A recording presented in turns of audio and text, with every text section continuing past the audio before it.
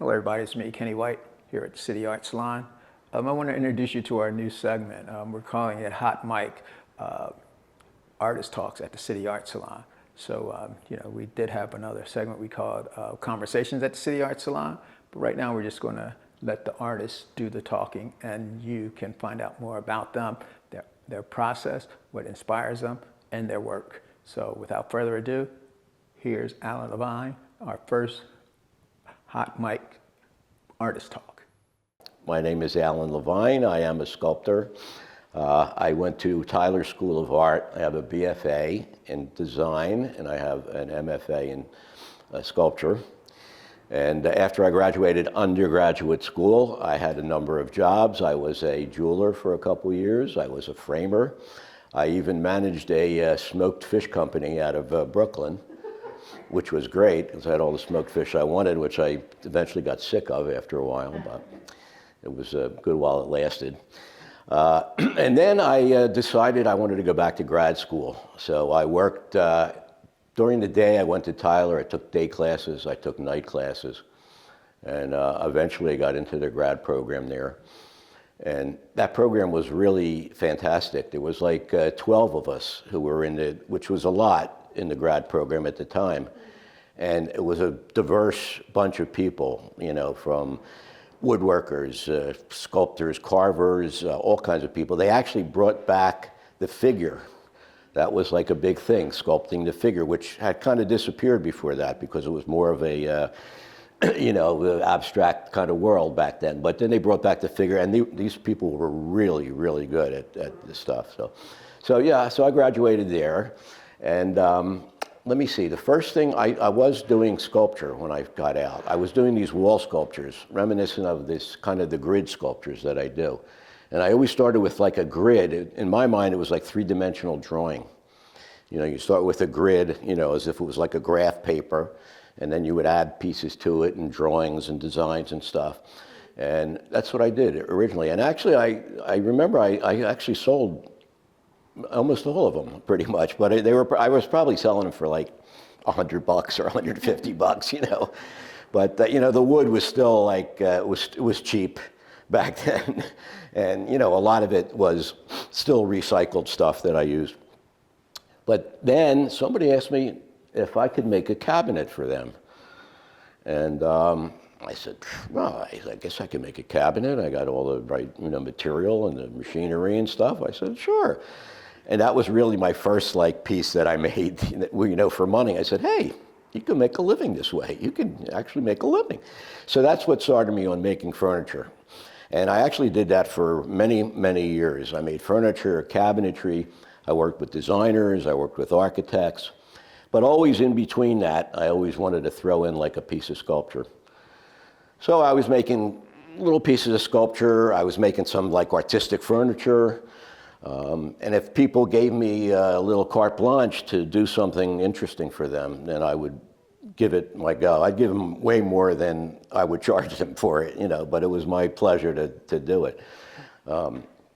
So after a while, I started to do that. I kind of got really burned out on just doing cabinetry and furniture. But that was like about 6 or 7 years ago.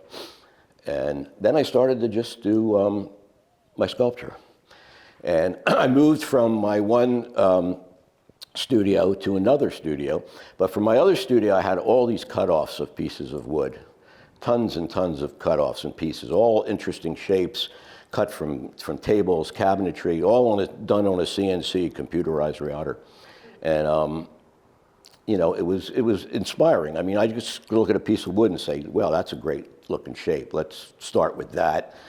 And that's how this kind of stuff came about. A lot of it was influenced by the artist Kandinsky, who's a painter, and he does kind of similar kinds of stuff. He does, linear and geometric, organic stuff mixed together, and that was really inspirational. And then in my mind, I said, I'm going to do like three-dimensional drawings, and that's really the basis of all of my stuff. In a sense, it's three-dimensional drawings. I don't start with a drawing. I start with like main pieces. Like for instance, for this, I had these two pieces here, this piece and that piece. For this particular one, I had a friend who painted a couple portraits on there, who's a painter. I said, hey, let's see what happens if we kind of mix the medias, you know. She'll do a painting, I'll do the sculpture.